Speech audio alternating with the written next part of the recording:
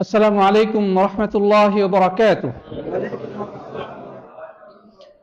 بسم الله الرحمن الرحيم. الحمد لله رب العالمين وصلوات ربي وسلامه على النبي الأمين نبينا محمد وعلى آله وصحبه أجمعين ما بعد. যাবতীয় প্রশংসা ও গুণগান হামদ এবং তারিফ সেই মহান অধিপতি আল্লাহ সুবহানাহু ওয়া তাআলার নিমিত্তে পেশ করছি, যিনি আজকে আমাদেরকে ঐতিহ্যবাহী জুবাইল দাওয়া অ্যান্ড গাইডেন্স সেন্টারের এই ক্লাস কক্ষে সাপ্তাহিক আকীদা ক্লাসে উপস্থিত হওয়ার তৌফিক দান করেছেন। এই জন্য আমরা অবনত মস্তকে মহান রাজাধিরাজ আল্লাহ সুবহানাহু ওয়া তাআলার দরবারে কালিমাতে শুকর তথা কৃতজ্ঞতা বাণী উচ্চারণ করি, সকলেই পড়ি আলহামদুলিল্লাহ। অতঃপর সালাত সালাম এবং অবারিত শান্তির ধারা বর্ষিত হোক প্রাণপ্রিয় নবী, আখিরি নবী, আল্লাহ সুবহানাহু ওয়া তাআলা যাকে বিশ্ব মানবতার কাছে সত্য, সুন্দর এবং ন্যায়ের পতাকা বাহী মহাগ্রন্থ আল কোরআনে কারীম সহকারে দুনিয়ার বুকে প্রেরণ করেছিলেন। আসুন আমরা সেই প্রিয় নবীর প্রতি হৃদয়ের সবটুকু আবেগ, ভালোবাসা এবং উচ্ছ্বাস মিশিয়ে সালাত ও সালাম পেশ করে সকলে পড়ি সাল্লাল্লাহু আলাইহি ওয়াসাল্লাম। প্রাণ উপস্থিতি সমুদ্র সাথী বন্ধুগণ, আনিল ইরবাদ ইবনে সারিয়াহ রাদিয়াল্লাহু তাআলা আনহু قال وعظنا رسول الله صلى الله عليه وسلم موعظة بليغة ظرفت منها العيون ووجلت منها القلوب فقال قائل يا رسول الله كأنها موعظة مودع فما تعهده إلينا فقال أوصيكم بتقوى الله والسمع والطاعة وإن كان عبدا حبشيا فإنه من يعش منكم فسيرى اختلافا كثيرا فعليكم بسنتي وسنة الخلفاء الراشدين المهديين من بعدي تمسكوا بها وعضوا عليها بالنواجذ وإياكم ومحدثات الأمور فإن كل محدثة بدعة وكل بدعة ضلالة. رواه أبو داود الترمذي وصححه وابن ماجه. وفي رواية لقد تركتكم على البيضاء ليلها كنهارها لا يزيغ عنها بعدي إلا هالك ومن يعش منكم فسيرى اختلافا كثيرا إلى آخر الحديث. প্রিয় উপস্থিতির সাথে বন্ধুগণ, আমরা যে লম্বা হাদিসটা শুনলাম, এই হাদিসটি আমার মনে হয় যে সহিহ সুন্নাহ আলেমদের দার্সে যারা বসে কম বেশি সবাই এই হাদিসটি শুনে থাকবেন। আমাদের সহিহ সুন্নাহ আলেমগণ এই বিষয়ে তারা অত্যাধিক গুরুত্ব আরোপ করে থাকেন এবং মূলত এই হাদিসটি একজন মানুষের জীবন চলার পথে একটা মাইল ফলক। এই হাদিসের আলোকেই একজন মানুষের আকীদা এবং মানহাজ পরিচালিত হতে পারে। একজন মানুষের জীবনের পথনির্দেশিকা হচ্ছে হাদিসটি। সে কোন আকীদা গ্রহণ করবে, কোন মানহাজ গ্রহণ করবে, কোন মানহাজে সে পরিচালিত হবে, মূলত এই হাদিসটি সেটারই দিক নির্দেশক। প্রিয় বন্ধুগণ, আসুন আমরা হাদিসটি আলোচনা করি। এই হাদিসটি বর্ণনা করেছেন প্রখ্যাত সাহাবী ইরবাদ ইবনে সারিয়া রাদিয়াল্লাহু তাআলা আনহু। তিনি বলছেন যে রাসূল করিম সাল্লাল্লাহু আলাইহি ওয়াসাল্লাম একবার আমাদের সামনে অত্যন্ত বলিষ্ঠ কণ্ঠে, অত্যন্ত চমৎকার ভাষায় বক্তব্য পেশ করলেন এবং তিনি এত সুন্দরভাবে কথা বলছিলেন যে তার বক্তব্যের প্রভাবে আমাদের চক্ষুগুলো অশ্রু সজল হয়ে পড়ল, অর্থাৎ চোখ থেকে পানি বেয়ে পড়তে লাগলো এবং আমাদের অন্তরগুলো ভয়ে ভীত হয়ে উঠল। রাসূল করিম সাল্লাল্লাহু আলাইহি ওয়াসাল্লামের বক্তৃতার ধরনটা এমন ছিল যে বক্তৃতার প্রভাবে আমাদের চোখ থেকে পানি গড়িয়ে পড়তে শুরু হলো, আমাদের অন্তরগুলো ভয়ে প্রকম্পিত হলো বা ভীতগ্রস্ত হয়ে গেল। তো বক্তব্য শেষ করার পরে একজন উপস্থিত সাহাবী প্রিয় নবী সাল্লাল্লাহু আলাইহি ওয়াসাল্লামকে উদ্দেশ্য করে বললেন, হে রাসূল, আজকে আপনার বক্তব্য শুনে মনে হলো যে এটা যেন বিদায়ী বক্তব্য। তো আপনি আমাদেরকে আপনার পরে কি বিষয়ে উপদেশ দেন, কি বিষয়ে উপদেশ দিতে চান, আপনি আমাদেরকে সেই বিষয়ে উপদেশ দিন। তখন নবী করিম সাল্লাল্লাহু আলাইহি ওয়াসাল্লাম বললেন, আলাইকুম বিতাকওয়াল্লাহ ওয়াস সামঈ ওয়াত তাআহ। আমি তোমাদেরকে যে ওসিয়তটা করে যেতে চাই সেটি হলো তোমরা আল্লাহকে ভয় করবে এবং তোমাদের যারা দায়িত্বশীল, যারা তোমাদের শাসক বর্গ, তাদের তোমরা কথা শুনবে এবং মানবে। তাদের আনুগত্য করবে। ওয়া ইন কানা আবদান হাবশিয়ান, তোমাদের শাসন ক্ষমতায় যদি একজন হাবাসি, ইথিওপিয়ান, নিগ্রো, কালো গোলাম যদি এসে ক্ষমতা গ্রহণ করে, তোমরা তার কথা শুনবে এবং মানবে। কেননা তোমাদের মধ্যে যারা বেঁচে থাকবে তারা দেখতে পাবে প্রচুর মতবিরোধ। তো তখন তোমরা আমার সুন্নাতকে এবং আমার সুপথপ্রাপ্ত খলিফাদের সুন্নাতকে শক্তভাবে ধরে থাকবে, এমনভাবে ধরবে যেভাবে মানুষ মাড়ির দাঁত দিয়ে কোনো কিছুকে ধরে থাকে। আল্লাহ নবী সাল্লাল্লাহু আলাইহি ওয়াসাল্লাম উদাহরণ দিয়ে বলছেন যে তোমরা এতটা শক্তভাবে আমার এবং আমার পরবর্তী যে খলিফাগণ আসবেন, খোলাফায়ে রাশিদিন তথা সুপথপ্রাপ্ত খলিফাগণ, তাদের সুন্নাহ বা আদর্শকে শক্তভাবে ধরে থাকবে যেভাবে কোনো মানুষ কোনো রশিকে চাবলের দাঁত দ্বারা শক্তভাবে ধরে থাকে। এবং তোমরা দিনের ভিতরে নিত্য নতুন পথ পদ্ধতি আবিষ্কারের ব্যাপারে সতর্ক থাকবে, কেননা দিনের নামে নতুন আবিষ্কৃত প্রত্যেকটি জিনিসই হচ্ছে আর প্রত্যেকটি বিদআতই হচ্ছে গুমরাহি বা ভ্রষ্টতা। প্রিয় বন্ধুগণ, এই হাদিসটি আবু দাউদ তিরমিজিতে বর্ণিত হয়েছে, ইবনে মাজাতে বর্ণিত হয়েছে এবং এর সনদ সহিহ। এই হাদিসে অন্য একটি বর্ণনা এসেছে, তিনি বলেছেন যে লাকাদ তারাকতুকুম আলাল বাইদাই লাইলুহা কানাহারিহা, যে আমি তোমাদেরকে রেখে যাচ্ছি এমন সুস্পষ্ট পথের উপরে, এমন সুস্পষ্ট দলিল প্রমাণের উপরে, যার রাতগুলো দিনের মতোই, মানে রাত দিনের মধ্যে কোনো পার্থক্য নেই। এই পথ থেকে শুধুমাত্র ধ্বংসপ্রাপ্ত ব্যক্তি ছাড়া কেউ বিচ্যুত হতে পারে না। মানে আমি তোমাদেরকে যেই পথে, যে আদর্শ এবং যেই দলিল প্রমাণের উপর রেখে যাচ্ছি, এটা এতটাই সুস্পষ্ট, এতটাই শ্বেতশুভ্র যে এর রাতের এবং দিনের মধ্যে কোনো পার্থক্য নেই। অর্থাৎ রাতের অন্ধকারে তো কোনো অস্পষ্ট থাকে, দেখতে পায় না, দিনের আলো দেখা যায়, কিন্তু আমি তোমাদের সামনে যে পথ রেখে যাচ্ছি এখানে রাত দিন সমান, এখানে অস্পষ্টতা বলতে কোনো কিছু নেই। আর আমার পরে যারা বেঁচে থাকবে তারা প্রচুর পরিমাণ দ্বিমত দেখতে পাবে। এরপরে হাদিসের বাকি অংশ নবী করিম সাল্লাল্লাহু আলাইহি ওয়াসাল্লাম বলেছেন। তো প্রিয় বন্ধুগণ, আল্লাহ নবী সাল্লাল্লাহু আলাইহি ওয়াসাল্লাম বললেন যে আমি তোমাদেরকে রেখে যাচ্ছি এমন সুস্পষ্ট উপরে যেখানে রাত এবং দিন সমান, অর্থাৎ এখানে অস্পষ্টতা বা দুর্বোধ্য কোনো কিছু নেই। একমাত্র পথভ্রষ্ট এবং ধ্বংসপ্রাপ্ত ব্যক্তি ছাড়া এই পথ থেকে বিচ্যুত কেউ হওয়ার সম্ভাবনা নাই। হ্যাঁ, কেউ যদি সবকিছু দেখে শুনে স্পষ্টভাবে বুঝে তারপরে যদি পথভ্রষ্ট হয় সেটা তার বিষয়, সে ধ্বংসপ্রাপ্ত। কিন্তু মূলত আমি যেই পথ তোমাদের সামনে রেখে যাচ্ছি তার মধ্যে কোনো ধরনের অস্পষ্টতা বা কোনো ধরনের দুর্বোধ্যতা নেই, একেবারে ক্লিয়ার। রাত এবং দিন যেখানে সমান, রাতের অন্ধকার দিনের আলো যেখানে একেবারে উজ্জ্বল ঝকঝকে আলোর মতো পরিষ্কার। প্রিয় বন্ধুগণ, তো আমরা যে হাদিসটি শুনলাম, এই হাদিসটি আমাদের জীবন চলার পথে বিশুদ্ধ আকীদা এবং মানহাজের পথে চলার জন্য অত্যন্ত গুরুত্বপূর্ণ। প্রিয় নবী সাল্লাল্লাহু আলাইহি ওয়াসাল্লাম এখানে যে উপদেশগুলো দিয়েছেন, এই প্রত্যেকটি উপদেশ স্বর্ণাক্ষর লিপিবদ্ধ করে রাখার মতো, সেগুলো হৃদয়ে গেঁথে রাখার মতো, সেগুলো বারবার আলোচনা পর্যালোচনা করার মতো। এই হাদিসটি নিয়ে ব্যাপক পরিমাণে লেখালেখি, আলোচনা পর্যালোচনা করার মতো, এবং ওলামা কেরাম সেটা করেছেন। ইবনে দাকিক আল ঈদ, ইবনে উসাইমিন, ইবনে রাজিব হাম্বালি রাহিমাহুমুল্লাহ, তারা এই হাদিসের উপরে কিতাব রচনা করে ফেলেছেন। বিশাল বিশাল আলোচনা তারা করেছেন, তাদের গ্রন্থে বিষয় বিস্তারিত আলোচনা করেছেন। তো যাই হোক প্রিয় বন্ধুগণ, এখানে আমরা কিছু বিষয় জানার চেষ্টা করব। আল্লাহ নবী সাল্লাল্লাহু আলাইহি ওয়াসাল্লামের এই হাদিস থেকে আমরা আসলে কি শিক্ষা পাই? প্রথমত আমরা যেটা শিক্ষা পাই, আল্লাহ নবী সাল্লাল্লাহু আলাইহি ওয়াসাল্লামের বক্তৃতার ধরন। নবী করিম সাল্লাল্লাহু আলাইহি ওয়াসাল্লাম কিভাবে বক্তব্য দিতেন তার একটা ধরন এখানে বর্ণিত হয়েছে, আর সেটা হচ্ছে মাউইযাতান বালিগা।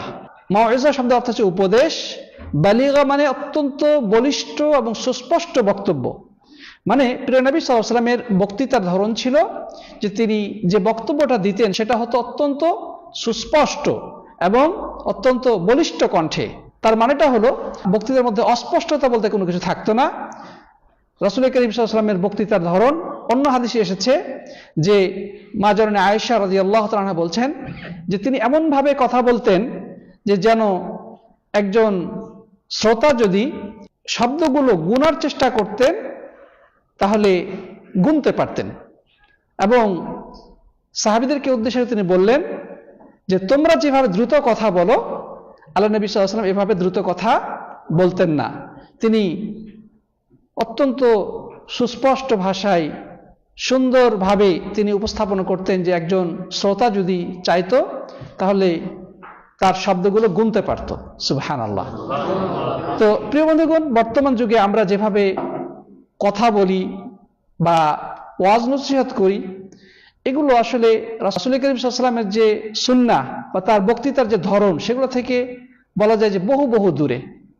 নবী করিম সাল্লাল্লাহু আলাইহি ওয়াসাল্লাম কখনো কখনো আবার বক্তব্য দিয়েছেন উচ্চ কণ্ঠে। হাদিসে আসছে যে রাসূল করিম সাল্লাল্লাহু আলাইহি ওয়াসাল্লাম কখনো কখনো এমনভাবে বক্তব্য দিতেন যে তার চোখগুলো লাল হয়ে যেত। আল্লাহ নবী সাল্লাল্লাহু আলাইহি ওয়াসাল্লাম কখনো কখনো বক্তব্য দিতেন এমনভাবে যে তার চোখ দুটো লাল হয়ে যেত, তার গলার দুই পাশে রগগুলো ফুলে উঠত। তো মনে হতো যে তিনি কোন সেনাবাহিনীকে সতর্ক করছেন যে অচিরেই শত্রু বাহিনী তোমাদের ঝাঁপিয়ে পড়বে, তোমরা সতর্ক হও, তোমরা প্রস্তুতি গ্রহণ করো। এভাবে রাসূল করিম সাল্লাল্লাহু আলাইহি ওয়াসাল্লাম কখনো কখনো বক্তব্য দিতেন। উলামায়ে কেরাম বলেছেন যে বক্তৃতার পদ্ধতি হলো শ্রোতাদের অবস্থার উপর নির্ভর করে বক্তব্য হবে। কখনো অত্যন্ত রাগের স্বরে বক্তব্য দেওয়া, এতে চোখ দুটো লাল হয়ে যাবে, গলার আওয়াজ উঁচু হয়ে যাবে, রগ রেশাগুলো ফুলে উঠবে। আবার কখনো নরম ভাষায় বক্তব্য হবে, এতে শ্রোতাদের অশ্রু বিগলিত হবে, অন্তরগুলো নরম হয়ে যাবে, তারা ক্রন্দন করবে। প্রিয় বন্ধুগণ, তাহলে আমরা এখান থেকে প্রিয় নবী সাল্লাল্লাহু আলাইহি ওয়াসাল্লামের বক্তৃতার ধরন পেলাম। কিন্তু আমাদের দেশে যে ওয়াজ মাহফিলগুলো, সেগুলোতে কিভাবে বক্তৃতা হয় আপনারা সবাই কম বেশি জানেন। প্রিয় বন্ধুগণ, সেখানে কেউ এসে হিন্দি গানের সুরে গজল গাইতেছে, কেউ প্যারোডি বলতেছে, কেউ ডাইরেক্ট সিনেমার গান উপস্থাপন করতেছে, কেউ আবার কৌতুক পরিবেশন করতেছে, হাসির রোল পড়ে যাচ্ছে বক্তৃতার মধ্যে, ঠিক না ঠিক? অথচ আল্লাহ নবী সাল্লাল্লাহু আলাইহি ওয়াসাল্লামের বক্তৃতা থেকে এমন কোন একটি উদাহরণ খুঁজে পাওয়া যায় না যে তার বক্তৃতায় উপস্থিত শ্রোতাগণ সবাই হাসাহাসি করত বা হাসিতে তারা লুটুপুটি খেত, এমন বক্তৃতা ধরন রাসূলের হাদিসে বর্ণিত হয় নাই। তারপর এই যে সুর দিয়ে হেলে দুলে যে বক্তৃতা দেওয়া হয়, রাসূল করিম সাল্লাল্লাহু আলাইহি ওয়াসাল্লামের 63 বছরের এই দাওয়াতে জিন্দেগিতে তিনি কখনো এমনটি করেছেন বলে কোনো হাদিস লিখিত হয় না। তাহলে আজকে ওয়াজ মাহফিলগুলোতে যা চলছে, এগুলো ওয়াজের নামে আওয়াজ, মানে মানুষকে রাখা, এটাই তার উদ্দেশ্য। মানুষকে কোরআন হাদিসের সঠিকতা পৌঁছে দেওয়া নয়, মানুষ আনন্দ, এটা বিনোদন হয়ে গেছে। পুরো বহু এই সুর করে করার ব্যাপারে সতর্ক উচ্চারণ করেছেন যে এইসব সুরের মধ্যে মানুষ আনন্দ, কিন্তু প্রকৃতপক্ষে হেদায়েত তাদের অন্তরে প্রবেশ করে না।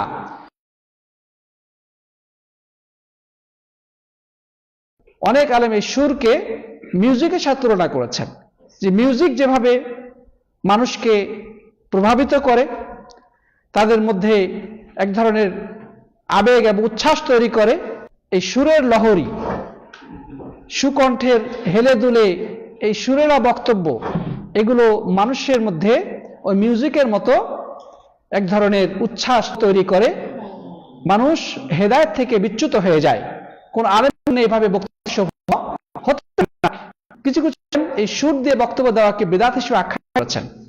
প্রিয় বন্ধু, তাহলে রাসূল করিম সাল্লাল্লাহু আলাইহি ওয়াসাল্লামের ধরন যদি আমরা দেখি, আমরা এই হাদিস থেকে যেটা তিনি এমন ভাষায় বক্তব্য দিয়েছেন, কেঁদেছে, তাদের অন্তরগুলো নরম হয়ে গেছে, তারা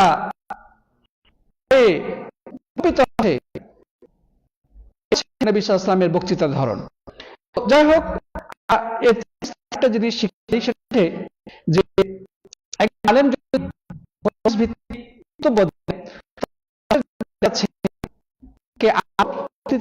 অনুরোধ করতে পারে, করলে বক্তাকে আরো বেশি যেভাবে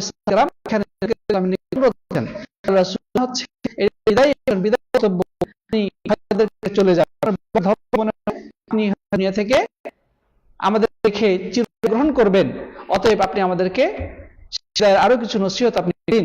নবী করিম সাল্লাল্লাহু আলাইহি ওয়াসাল্লাম তখন এই অনুরোধ রক্ষাকে আরো উপদেশ দিয়েছেন, সমগ্র উম্মতের জন্য বিশাল উপকারী এবং কল্যাণ বলে হয়ে আসছে এবং যুগে যুগে সেটা হবে আল্লাহ তাআলা। প্রিয় বন্ধুগণ, কখনো ক্ষেত্রে মানে বক্তৃতার ক্ষেত্রে চিরচারিত যে অভ্যাস, সে অভ্যাস ক্রমেই বক্তব্য দেওয়া যাচ্ছে, শ্রোতারা সেখান থেকে নতুন কিছু বুঝতে পারে।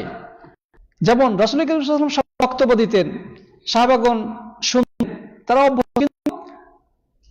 ছিল ভিন্ন ধরনের, শ্রোতাগণ বুঝতে পেরেছেন যে নবী সাল্লাল্লাহু আলাইহি ওয়াসাল্লাম হয়তো আমাদেরকে রেখে দুনিয়া থেকে চিরবিদায় গ্রহণ করে নিচ্ছেন, তার রবের দরবারে সারাদিন চলে যাবে। তো এটা একজন বক্তার জন্য জায়েজ আছে যে সাধারণভাবে তিনি যেভাবে বক্তৃতা দেন এর ব্যতিক্রম ভাবে তিনি বক্তব্য দিতে পারেন, যেন শ্রোতারা তার অবস্থার সম্পর্কে ধারণা পেতে পারে।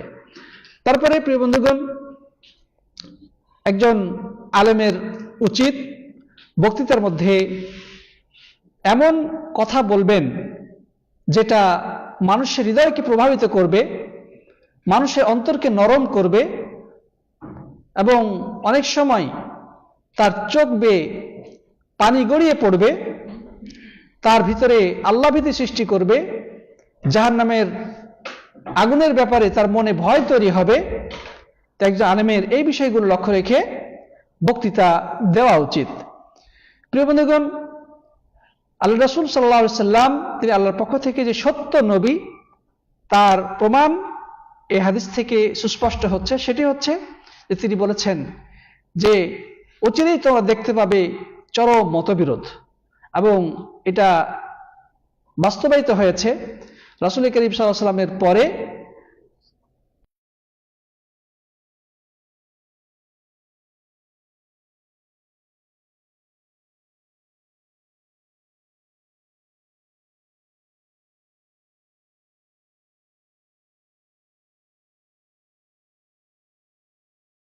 উম্মাত ইসলামিয়ার মধ্যে প্রচুর পরিমাণ মতবিরোধ সৃষ্টি হয়েছে, অনেক ধরনের ঝগড়া ফাসাদ মারামারি কাটাকাটি হয়েছে এবং সেটা অদ্যাবধি চালু আছে। প্রিয় বন্ধুগণ, তো এই যে দ্বিমত হওয়া, এটা রাসূল করিম সাল্লাল্লাহু আলাইহি ওয়াসাল্লামের একটা ভবিষ্যৎবাণী, যেটা তিনি আজ থেকে 1400 বছর আগে করে গেছেন। অতএব আমরা যদি মনে করি যে সব দ্বিমত দূর হয়ে যাবে, আমরা সব এক হয়ে যাব, এটা সম্ভব না। অর্থাৎ মতবিরোধ থাকবেই, সব মত এক হওয়া সম্ভব নয়, কিন্তু তার অর্থ এই নয় যে আমরা পরস্পরে সবসময় মারামারি কাটাতে লিপ্তই থাকবো। আমাদের চেষ্টা করতে হবে, মতবিরোধ থাকবেই, কিন্তু অন্যের মতকে সম্মান জানিয়ে সত্য এবং ন্যায়সঙ্গত যে মত বা যেই বিষয় সেটিকে দলিলের ভিত্তিতে প্রকাশ করে দেওয়া, এরপরে পরস্পরে এই দ্বিমতের কারণে মারামারি কাটাকাটিতে লিপ্ত না হওয়া, একে অপরের শত্রুতে পরিণত না হওয়া। কারণ দ্বিমত হওয়া এটা রাসূল সাল্লাল্লাহু আলাইহি ওয়াসাল্লামের ভবিষ্যৎবাণী, কিন্তু যেটা নিন্দনীয় সেটি হচ্ছে এই মতবিরোধের কারণে একে অপরের শত্রুতে পরিণত হওয়া, রক্তারক্তি, মারামারি, কাটাকাটি এবং শত্রুতা ও বিদ্বেষে রূপান্তরিত হওয়া, এটি অবশ্যই নিন্দনীয়। তবে মাসলা মাসাইলের বিষয়ে দ্বিমত হওয়া এটা অবশ্যই নিন্দনীয় না, কারণ মানুষের বুঝ এক একজনে এক এক রকম। একই হাদিসকে দুইজন আলেম দুইভাবে ব্যাখ্যা করেছেন। তো এই ক্ষেত্রে যেই ব্যাখ্যাটা কোরআন সুন্নাহ অধিক কাছাকাছি সেটা গ্রহণীয় হবে, আর যেটা কোরআন সুন্নাহর বিপরীত যাবে সেটা বর্জনীয় হবে। তো এই বিষয়ে আমাদের সতর্ক হতে হবে যেন এই মাসলা বুঝায়ের ক্ষেত্রে দ্বিমত যেন আমাদেরকে একে অপরের শত্রুতে পরিণত না করে। প্রিয় বন্ধুগণ, এই হাদিসের আরেকটি শিক্ষণীয় দিক হচ্ছে যে আল্লাহ রাসূল সাল্লাল্লাহু আলাইহি ওয়াসাল্লামের সুন্নাহর পথে চলতে গেলে প্রচুর ধৈর্যের প্রয়োজন আছে। কারণ নবী সাল্লাল্লাহু আলাইহি ওয়াসাল্লাম এখানে বলেছেন যে তোমরা মাড়ির দাঁত দিয়ে শক্তভাবে ধরো। আপনার কাছে যদি একটা রশি দেওয়া হয়, আপনি যদি সামনের দাঁত দিয়ে সে রশিটাকে কামড়ে ধরেন, তাহলে সম্ভাবনা আছে রশি ছুটে যাবে, এমনকি আপনার দাঁতও উঠে যেতে পারে। কিন্তু ওই রশিটাকে যদি আপনি আপনার চাবলের দাঁত দিয়ে শক্তভাবে ধরেন, তাহলে কিন্তু এই রশিটা সহজে ছুটবে না। তাহলে এই সুন্নাহর উপরে চলতে গেলে আমাদেরকে শক্তভাবে সুন্নাহকে ধারণ করতে হবে। কেননা আপনি যখন সুন্নাহর পথে চলবেন তখন আপনার বিরোধিতা করা হবে, মানুষ আপনার সাথে শত্রুতা পোষণ করবে, মানুষ আপনাকে ভিন্ন নজরে দেখবে, মানুষ আপনাকে হয়তো বাজে কথা বলবে, আপনার সামনে প্রতিবন্ধকতা সৃষ্টি করবে, আপনাকে নিয়ে তিরস্কার করবে, হাসি মজাক করবে। আপনি যদি সুন্নাহকে হালকাভাবে ধরে থাকেন আপনি বিচ্যুত হয়ে যাবেন। কিন্তু সুন্নাহটাকে যদি আপনি শক্ত করেন, চরম ধৈর্যের পরিচয় দেন, তাহলে মানুষের কোনো ক্ষতি করতে পারবে না। মানুষের কথা, মানুষের মন্তব্য আপনার গন্তব্যের পথে বাধা হতে পারবে না। সুতরাং রাসূল করিম সাল্লাল্লাহু আলাইহি ওয়াসাল্লামের এই ওসিয়তটা আমাদের জন্য অত্যন্ত অপরিহার্য, অত্যন্ত গুরুত্বপূর্ণ যে আমরা এই বাস্তব জীবনে যে কোনো ইবাদত করব, যে কোনো সুন্নাহকে ফলো করব, যে কোনো ইসলামী অনুশাসন মেনে চলব, মনে রাখতে হবে যে আমার সামনে বাধা আসবেই, আমার সামনে প্রতিবন্ধক সৃষ্টি করা হবেই, আমার ব্যাপারে মানুষ সমালোচনা করবেই। কিন্তু আপনাকে ঝড়ের বিপরীতে পথ চলতে হবে, আপনাকে স্রোতের বিপরীতে চলতে হবে। আপনি যদি গড্ডালিকা প্রবাহে গা ভাসিয়ে দেন, আপনি যদি স্রোত তরঙ্গের সাথে আপনি যদি স্রোতের দিকেই চলতে থাকেন, আপনার গন্তব্য যে কোথায় হবে আপনি নিজেও জানেন না, আপনি কখনোই সঠিক পথের উপর টিকে থাকতে পারবেন না। এই জন্যে এই হাদিসের যেটা শিক্ষা, প্রিয় সাথী বন্ধুগণ, সেটি হচ্ছে যে আমাদেরকে সুন্নাহর পথে টিকে থাকতে হলে শক্ত মনোবল, পরম ধৈর্য এবং সুদৃঢ় ইচ্ছা আপনার মধ্যে থাকতে হবে, এবং সব ধরনের মন্তব্য, সব ধরনের কটু কথা, চোখ রাঙ্গানি, বিরোধিতা সবকিছুকে উপেক্ষা করেই চলতে হবে। আল্লাহ তাআলা আমাদের সবাইকে তৌফিক দান করুন, আল্লাহুম্মা আমিন। প্রিয় বন্ধুগণ, এখানে আরেকটি বিষয় আমরা শিখতে পারছি, সেটা হচ্ছে যে এখানে বেদাতের একটা কথা বলা হয়েছে যে বেদাত, বেদাত বলতে কি বোঝায়? বেদাত বলা হয় শরীয়তের মধ্যে যার কোনো আসল বা ভিত্তি নাই এমন কোন জিনিস আবিষ্কার করা, এটার নামে হচ্ছে কি বেদাত। আর বেদাতের পরিণতির ব্যাপারে রাসূল করিম সাল্লাল্লাহু আলাইহি ওয়াসাল্লাম এখানে বলেছেন, ইয়াকুম মুহাদ্দাসাতিল উমুর, তোমরা দিনের মধ্যে নিত্য নতুন আবিষ্কার থেকে দূরে থাকবে। ফা ইন্না কুল্লা মুহাদ্দাসিন বিদআহ, কেননা দিনের নামে নব আবিষ্কৃত প্রত্যেকটি জিনিসই হচ্ছে বিদআত, আর প্রত্যেকটি বিদআতই হচ্ছে গুমরাহি। অন্য বর্ণে আছে কুল্লু দালালাতিন ফিন্নার, আর প্রত্যেকটি ভ্রষ্টতা পরিণতি হচ্ছে জাহান্নাম। তো সাথী বন্ধুগণ, বিদআত মূলত নকল পণ্যের মতো।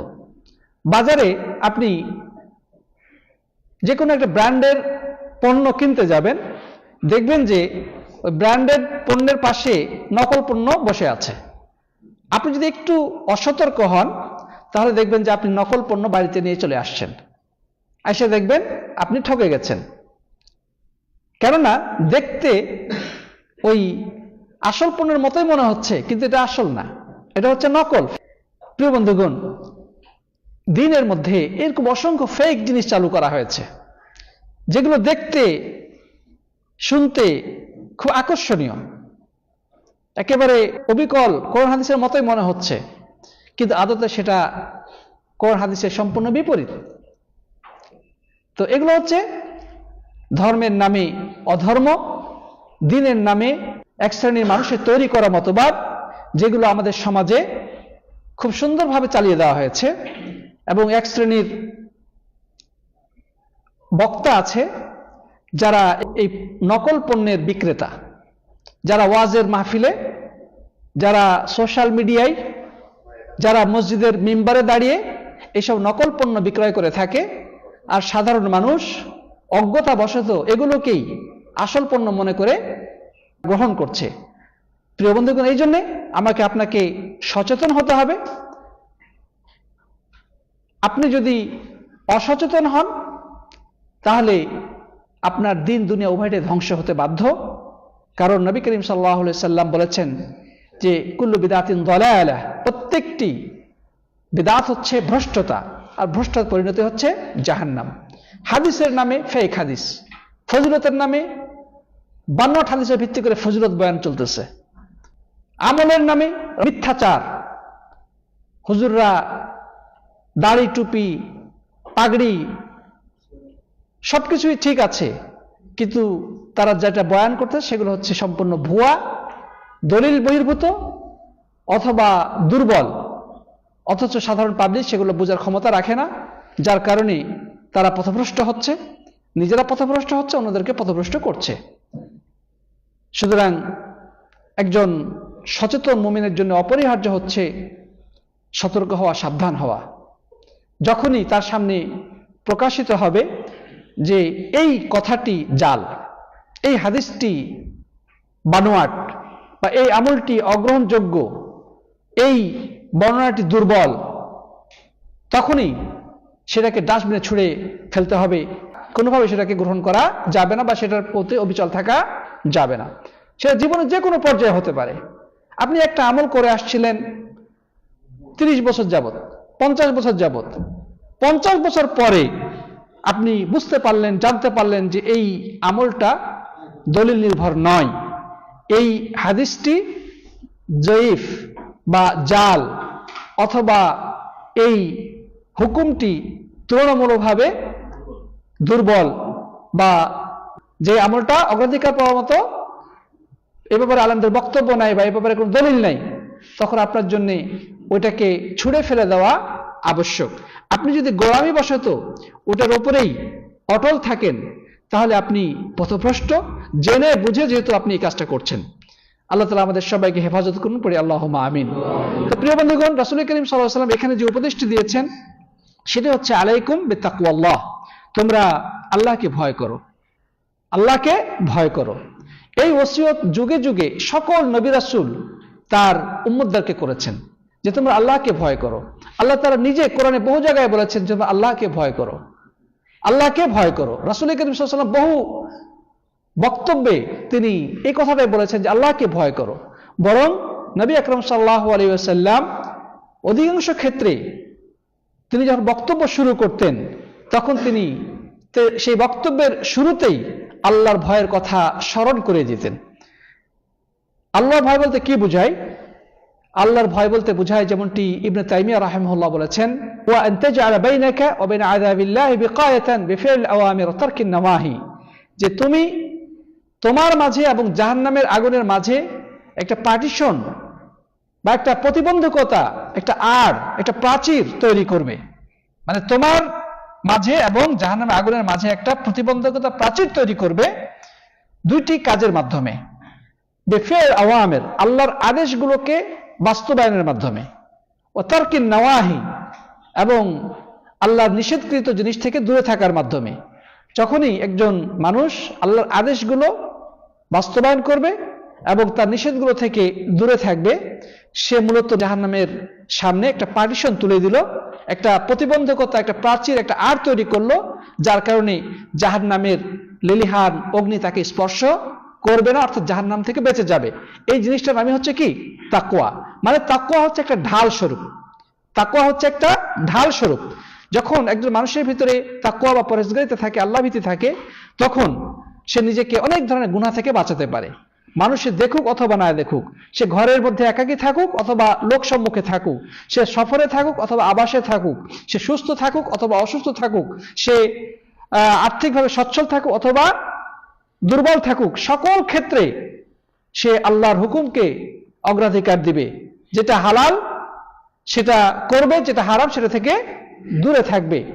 যেমন আবু হুরায়রা রাদিয়াল্লাহু তাআলার কাছে এক ব্যক্তি তাকওয়া বিষয়ে জানতে চাইলেন যে হে আবু হুরায়রা, তাকওয়া কাকে বলে? তখন তিনি বললেন যে তুমি যদি এমন একটি জায়গা দিয়ে যাও যেখানে চতুর্দিকে কাঁটা বিছানো আছে, কণ্টকময় এলাকা দিয়ে, কণ্টকময় রাস্তা দিয়ে তুমি যদি যাও, তাহলে তুমি কিভাবে যাবে? তখন প্রশ্নকারী বললেন যে আমি খুব সতর্কতার সাথে অগ্রসর হব, যেন কাঁটা আমার শরীরে বা কাপড়ে বিদ্ধ না হয়। তখন তিনি বললেন এটার নামই হচ্ছে তাকওয়া। এই জিনিসটার নামই কি? তাকওয়া। তার মানে এই জীবন চলার পথে অসংখ্য পাপ আমাদেরকে হাতছানি দিয়ে ডাকবে, নানা ধরনের অন্যায় অপকর্ম আমাদের সামনে উপস্থিত হবে, নানা ধরনের প্রলোভন আমাকে হাতছানি দিয়ে ডাকবে। একজন মুমিন মুত্তাকি এই সমস্ত হাতছানিকে উপেক্ষা করে, সব ধরনের রঙিন আহ্বানকে প্রত্যাখ্যান করে সে যদি আল্লাহর পথে টিকে থাকতে পারে, সতর্কতার সাথে পথ চলে, এটার নামই হচ্ছে কি? তাকওয়া। সবকিছু ছেড়ে দিয়ে সে জঙ্গলে বসবাস করতে পারে না, এই সংসার, পরিবার, সমাজ, রাষ্ট্র সবকিছু ছেড়ে সে মরুভূমিতে বসবাস করতে পারে না। কারণ মানুষের সামাজিক জীব, তার স্ত্রী পরিবার আছে, তার সন্তান সন্ততি আছে, তার সমাজ আছে, তাকে দাওয়াতি কাজ করতে হবে, তার অনেক দায়িত্ব আছে। অতএব তাকে এই সমাজেই থাকতে হবে, এই পরিবারের মধ্যেই থাকতে হবে, কিন্তু সতর্কতার সাথে চলতে হবে। ব্যবসা বাণিজ্য, চলাফেরা, তার কৃষিকাজ, চাকরি, সব ক্ষেত্রেই আল্লাহর বিধান রয়েছে, সে বিধান অনুযায়ী সে জীবনটা কি করবে? পরিচালনা করবে। এটার নামই হচ্ছে তাকওয়া। আরেকটি বর্ণনা রয়েছে যে তাকওয়া চারটি জিনিসের নাম: ওয়াল খাউফু মিনাল জালিল, ওয়াল আমালু বিত-তানজিল, ওয়াল কানাআতু বিল ইয়াসির, ওয়াল ইসতি'দাদু লিয়াউমির রাহিল। যে তাকওয়া হচ্ছে চারটি জিনিসের নাম। এটা হচ্ছে মহান আল্লাহকে ভয় করা, 2 নম্বর আল্লাহর পক্ষ থেকে নাজিলকৃত যে ওয়াহী তথা কোরআন সুন্নাহ অনুযায়ী আমল করা, 3 নম্বর হচ্ছে অল্পে তুষ্ট থাকা, এবং 4 নম্বর হচ্ছে আখিরাতের জন্য প্রস্তুতি নেওয়া। এই চারটি জিনিসের নাম কি? তাকওয়া। তাকওয়া নিয়ে আলেমদের আরো বক্তব্য রয়েছে, আমরা সেদিকে যাব না। প্রিয় বন্ধুগণ, রাসূল করিম সাল্লাল্লাহু আলাইহি ওয়াসাল্লাম বহু হাদিসে তাকওয়ার কথা বলেছেন। তিনি বলেছেন, ইত্তাকিল্লাহ হাইসুমা কুনত ওয়া আতবি'স সাইয়্যাতাল হাসানাতা মুহুহা ওয়া খালিকিন নাস বিখুলুকিল হাসান। তুমি যেখানেই থাকো না কেন আল্লাহকে ভয় করো, যেখানেই থাকো না কেন, তুমি আবাসে প্রবাসে, সুস্থ অসুস্থ, সচ্ছল অসচ্ছল, যে কোনো অবস্থায় থাকো কেন আল্লাহকে ভয় করো। তো প্রিয় বন্ধুগণ, আল্লাহ রাব্বুল আলামিনকে আমাদেরকে সবসময় ভয় করতে হবে, সাধ্য অনুযায়ী আল্লাহর পথে নিজের জীবনকে উৎসর্গ করতে হবে, আল্লাহর হুকুম আহকামকে মেনে চলতে হবে। আর ভুল যদি হয়ে যায়, তারপর পাপ যদি ঘটে যায়, আল্লাহর কাছে তওবা করতে হবে। কারণ নিশ্চয় রাব্বুল আলামিন নিজের নাম রেখেছেন তাওয়াব, নিজের নাম রেখেছেন গফুর, গফফার, তিনি নিজের নাম রেখেছেন সিত্তির। অতএব আমাদের উচিত রাব্বুল আলামিনের কাছে ক্ষমা চাওয়া যদি কোনো ভুল করে ফেলি। আল্লাহ যেন আমাদের সবাইকে গুনাহ থেকে রক্ষা করেন, আল্লাহুম্মা আমিন। এবং যেন ভুল হয়ে গেলে আমরা তার কাছে ক্ষমা চেয়ে নিই, করি আল্লাহুম্মা আমিন। সর্বশেষ পয়েন্টে আমরা যেটা বলতে চাই সেটা হচ্ছে, আল্লাহ নবী সাল্লাল্লাহু আলাইহি ওয়াসাল্লাম এখানে যে উপদেশটি দিয়েছেন সেটি কি? সেটি হচ্ছে আস-সামউ ওয়াত তাআহ, মানে শাসকের আনুগত্য করা, দায়িত্বশীলের আনুগত্য করা। মানে শাসক যদি কোনো আদেশ করে সেটাকে মেনে চলতে হবে, যদি কোনো নিষেধ করে সেটাকে বর্জন করতে হবে। তবে শর্ত রয়েছে। শর্ত কি? শর্ত হচ্ছে যদি না সে আল্লাহ এবং রাসূলের বিপক্ষে কোনো আদেশ বা নিষেধ করে, আল্লাহ এবং রাসূলের বিপক্ষে বা কোরআন সুন্নাহর বিপক্ষে কোনো যদি আদেশ বা নিষেধ করে, তখন সেই ক্ষেত্রে কোনো শাসক কেন নিজের বাবা মা অথবা পৃথিবীর অন্য কোনো মানুষের কথা মানা শরীয়ত সম্মত নয়, সেটা হারাম। রাসূল করিম সাল্লাল্লাহু আলাইহি ওয়াসাল্লাম বলেছেন, লা তাআতা লিমাখলুকিন ফি মা'সিয়াতিল খালিক, যে মাখলুকের আনুগত্য করা বৈধ নয় খালেক তথা স্রষ্টার অবাধ্যতা করে। মানে যেই কাজে আল্লাহ অসন্তুষ্ট হবেন, যেই কাজে আল্লাহ রাব্বুল আলামিন নারাজ হবেন, সেই কাজে কোনো মাখলুকের, কোনো সৃষ্টি জগতের কারো, সে যত বড় আলেম হোক, ইমাম হোক, মুহাদ্দিস হোক, শাসক হোক, পিতামাতা হোক, অথবা অন্য যে কে হোক না কেন, তার কথা মানার কোনো সুযোগ নেই। আল্লাহ রাব্বুল আলামিনকে নারাজ করে, আল্লাহ সুবহানাহু ওয়া তাআলার অসন্তুষ্টিতে অন্য কারো আনুগত্য করা চলবে না। শাসক যদি এমন আদেশ করে যেটা কোরআন সুন্নাহর বিপরীত, তাহলে তার কথা মানার কোনো অপশন সামনে নাই, তার কথা মানা যাবে না। অবশ্যই আল্লাহ এবং রাসূলের আদেশকেই সেখানে অগ্রাধিকার দিতে হবে। হ্যাঁ, কিছু বিষয় রয়েছে যেগুলো কোরআনেও নেই, হাদিসে নেই, যে দুনিয়াবি অনেক বিষয়, সেই ক্ষেত্রে শাসকের আনুগত্য করতে হবে। অথবা যদি সে কোরআন সুন্নাহ ভিত্তিক কোনো আইন প্রয়োগ করে, তাহলে সেক্ষেত্রে তার আনুগত্য করতে হবে। কেননা শাসকের বিরোধিতা করা মানে হচ্ছে বিশৃঙ্খলা সৃষ্টি হওয়া। কারণ আপনি যখন তার বিপক্ষে দাঁড়াবেন, তার বিপক্ষে বিদ্রোহ করবেন, অস্ত্র ধারণ করবেন, সে তার শক্তি প্রয়োগ করবে এবং রক্তারক্তি হবে, ইজ্জত লুণ্ঠিত হবে, ধন সম্পদ লুণ্ঠিত হবে, সমাজে বিশৃঙ্খলা ছড়িয়ে পড়বে। এই জন্যে প্রিয় বন্ধুগণ, সাধ্য অনুযায়ী তাদের আনুগত্য করতে হবে। যতক্ষণ পর্যন্ত তারা কুফরির নির্দেশ না দেয়, যতক্ষণ পর্যন্ত তারা নামাজের অনুমতি দেয়, ততক্ষণ পর্যন্ত তার বিরুদ্ধে বিদ্রোহ করা যাবে না। আহলুস সুন্নাহ জামাতের এই মূলনীতি থেকে আজকে অধিকাংশ মুসলিম বিচ্যুত, যার কারণে আজকে আমাদের সমাজে মানে সবসময় রাষ্ট্র যেন একটা পক্ষ, জনগণ যেন আরেকটা পক্ষ। ঠিক না ঠিক? মানে রাষ্ট্র এবং জনগণ এই দুইটা সবসময় একে অপরের সাথে বিরোধিতায় লিপ্ত। এই জন্যে শাসক ও জনগণের উপর অত্যাচার করে, জনগণ ও শাসকের বিরুদ্ধে বিদ্রোহ করে, শাসকের বিরুদ্ধে শাসককে গালাগালি, শাসককে নিয়ে নানা ধরনের সমালোচনায় মত্ত থাকে। তো এই কারণে আমাদের সমাজ থেকে আল্লাহর রহমত বরকত উঠে গেছে। কিন্তু যদি জনগণ এবং শাসক একসাথে ইসলামের জন্য কাজ করত, দেশের জন্য কাজ করত, মানুষের জন্য কাজ করত, তাহলে নিঃসন্দেহে দেশটা রহমত বরকতে ভরে উঠত, তার মধ্যে কোনো সন্দেহ নাই। আল্লাহ যেন আমাদের সমাজকে এই সমস্ত ফিতনা ফাসাদ থেকে রক্ষা করেন, আল্লাহুম্মা আমিন। মূলত এই মনোভাবগুলো এসেছে শিয়া রাফিজিদের থেকে এবং এসেছে খারেজি সম্প্রদায় থেকে। এই যে শাসকের বিরোধিতা, কথায় কথায় রাষ্ট্রের বিরুদ্ধে হরতালের ডাক দেওয়া, ধর্মঘটের ডাক দেওয়া, এই যে জিনিসগুলো, এগুলো মূলত ইসলামের সাথে কোনো সম্পর্ক নেই। এগুলো এসেছে শিয়া রাফিজি থেকে, এগুলো এসেছে খারেজি মতবাদ থেকে, আর এসেছে তথাকথিত পাশ্চাত্যের গণতন্ত্র থেকে। আল্লাহ যেন এই সমস্ত ফিতনা থেকে জাতিকে রক্ষা করেন, আল্লাহুম্মা আমিন। তো প্রিয় বন্ধুগণ, আমরা কথা লম্বা করতে চাই না। এই হাদিস থেকে আসলে অনেক কিছুই শিক্ষণীয় রয়েছে।